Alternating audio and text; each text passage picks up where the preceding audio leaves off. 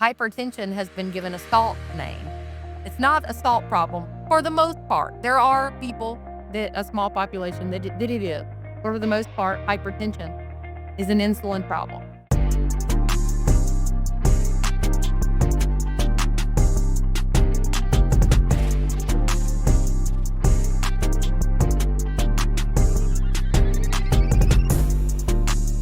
Yes, yeah. So let's shift gears now.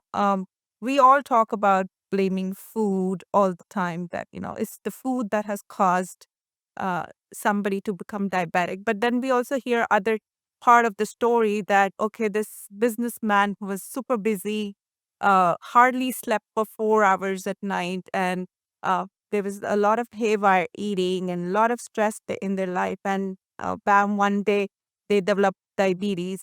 What is your take on the big role of uh, sleep and stress in the onset of type 2 diabetes?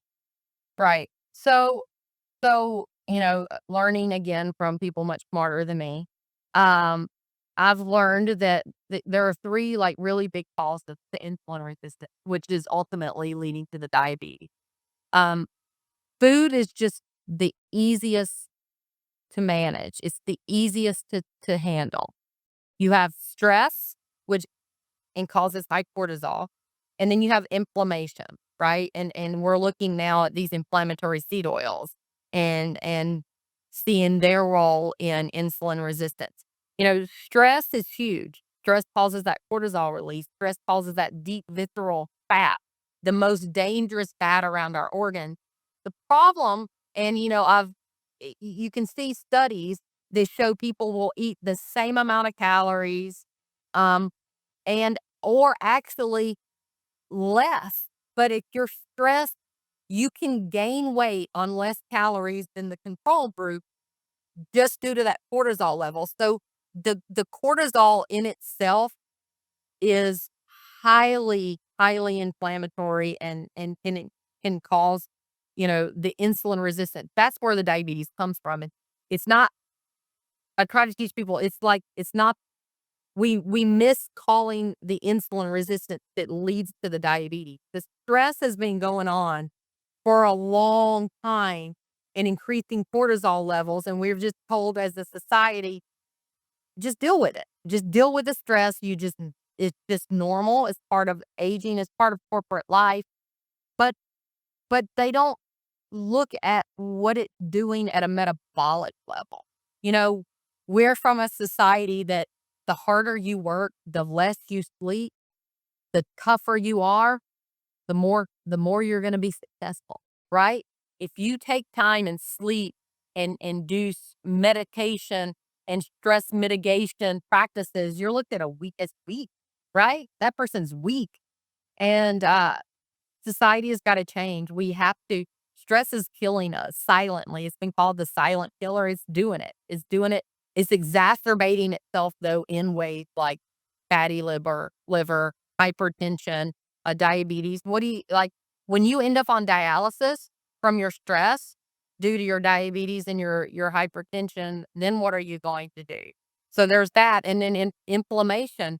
Inflammation those insulin receptors in that cell, they get inflamed through cortisol, through high insulin in itself. It's like that cycle, the insulin causing the inflammation, right?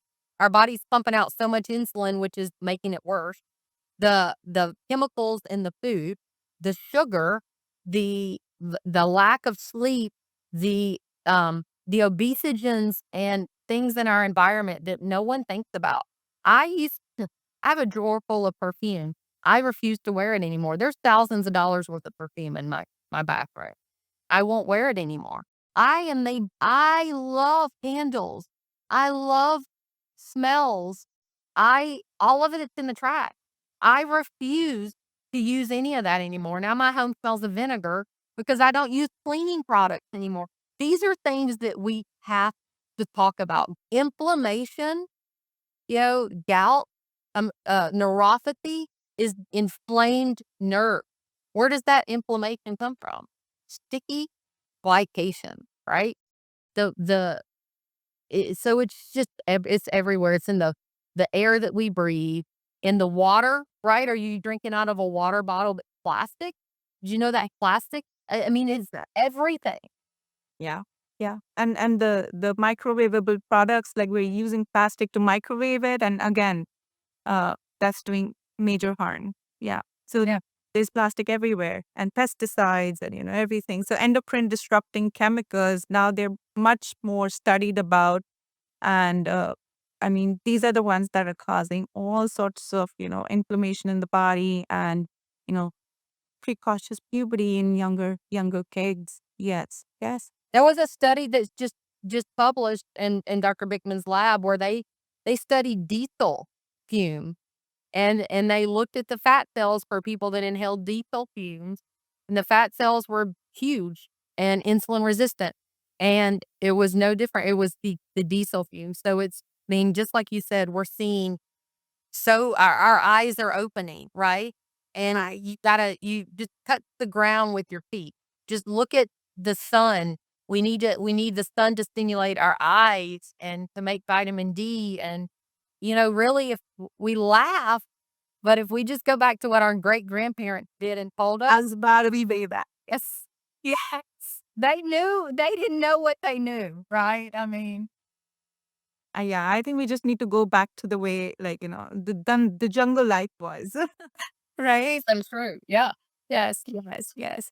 So Shannon, what about the age? Like, what age should we start worrying about in terms of having insulin resistance and worrying about, our risk of diabetes or pre-diabetes? Yeah.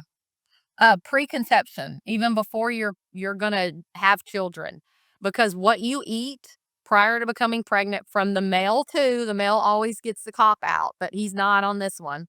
Is firm or indicative of the food and nutrition that he puts in his body. But I mean, we have the nutrigenomics, right? It's shaping the way that our cells are formed. I mean, there's studies that show, women that are pregnant that drink caffeine, that eat high sugar foods, their baby is going to be more at risk for being obese and having diabetes. And breast milk versus, I mean, gosh, we should be such ashamed. It should actually be a crime at infant formula. What is in infant formula? It's high fructose corn syrup. It's sugar. It's inflammatory seed oils. I mean, babies have no chance at birth, like from day one. What they're fed. So it starts before you even decide that you want to have kids.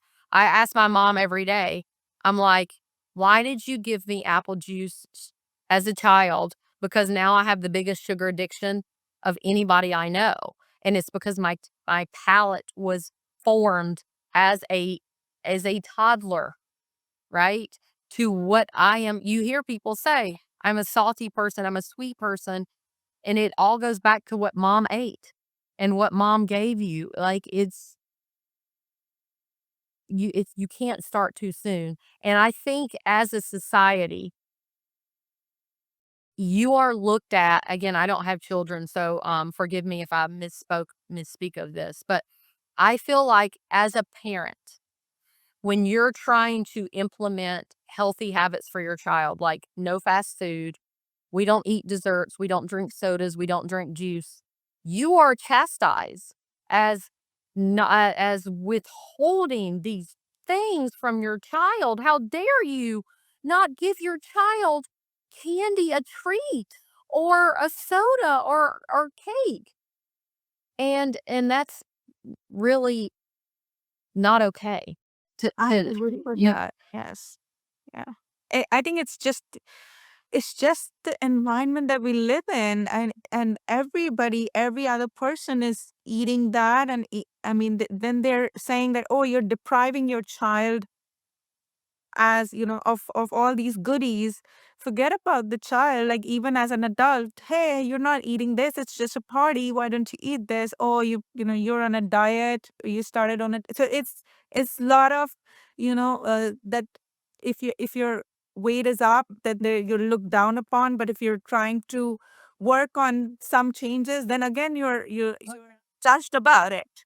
Yes. No one flinches an eye if you sit down with, you know, a Big Mac and a Coke and French fries from McDonald's. No one says anything, nothing. But the second you sit down with a steak with eggs, like if you're doing carnivore, a steak and eggs and water, they go, "You're gonna eat that?" Yeah, You know? right. Right, I agree completely. That's how the society is, that It's so we're bad. living. Yes, yeah. Okay. I think we would like to keep moving on this, and I'm really loving the discussion that we're having, Shannon. It's wonderful, and there's so many good points that you bring up, and you did bring up the buzz on cortisol or the stress hormones. But what about the appetite regulating hormones that we talk about? This talks about ghrelin. This talks about leptin. If you could explain in very simple terms, um, how do they actually impact our cravings and, our metabolism? And then what is it that, a person simply can do? Maybe some action items that we could incorporate in probably helping us modify those appetite regulating hormones. Perfect. Okay.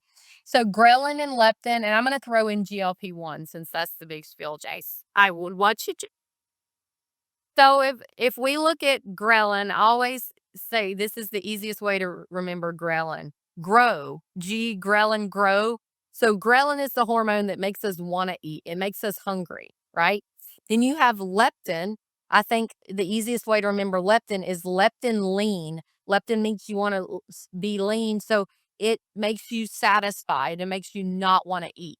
Um, and so our fat cells make leptin. The you hear of people that are leptin resistant. I think at one point the pharmaceutical industry actually thought they were gonna, you know, uh, have a game changer and create a drug that targeted leptin resistance. And I don't think we've been very successful at that yet. But the heavier you are, the more leptin your body is trying to produce, but your cells, again, just like they become insulin resistant, they stop responding to leptin too. So eating foods that are high in fat, high in protein, and high in fiber are going to be the best way to turn on these proper hormones like leptin and turn off the ghrelin. The problem comes when we eat these ultra processed foods that are full of chemicals and um, things that our body doesn't really recognize. You can go on the cholecystine kinase and the PYY and all of those that we don't need to talk about. But those things get stimulated from amino acids and from fatty acids and the stress receptors in our belly. And when we are eating ultra processed food, that doesn't happen. But I also, when we're talking about hormones, I cannot leave out insulin. Insulin is the driver. It is the Mac Daddy. It is the captain of the ship. And if you have high insulin levels, you are going to always be hungry. That's all there is to it. And if you have high insulin, you'll never tap into your own body fat to start burning that. It's not going to have it. Just like you said earlier, it's an anabolic hormone. Its job is to store energy, but at the same time prevent energy breakdown. It will not allow you to pull out and utilize your own fat for energy. So we've got to get insulin controlled, right? And when we control insulin, you see leptin reset, you see ghrelin reset. But GLP-1 is one that slows down gut motility. So we've used them for years in small doses to treat diabetes. It's just when you jack up the dose that you get these side effects that people are wanting without even considering or not that they're not considering, but their drive to be thin is so much more than the risk of these drugs that they're like closing a blind eye to them. But we can our body makes it makes GLP-1. It makes it itself just in small amounts. But guess what? If you eat fiber, if you eat protein and you eat fat, you're going to increase your own GLP-1. So the body, God is brilliant, and our bodies are very smart in how they're made, and they can do everything. Our body can do exactly what it needs to do if we provide it real food. It's when we use high fructose corn syrup, inflammatory seed oils. These aren't real foods. Food dyes, food chemicals, that our body is like, whoa, I just ate all that. Yeah, but I don't feel satisfied. So we can keep eating. It just throws our whole endocrine system into metabolic haywire, and people don't get satisfied. And then we eat. But I and you can speak, you're an endocrinologist, you can speak much better on this than I can, but I think that when we're stressed and our cortisol and um our anxiety and our mental health, we we turn to food as coping mechanisms, and we override those hormones. I think that our environment overrides these.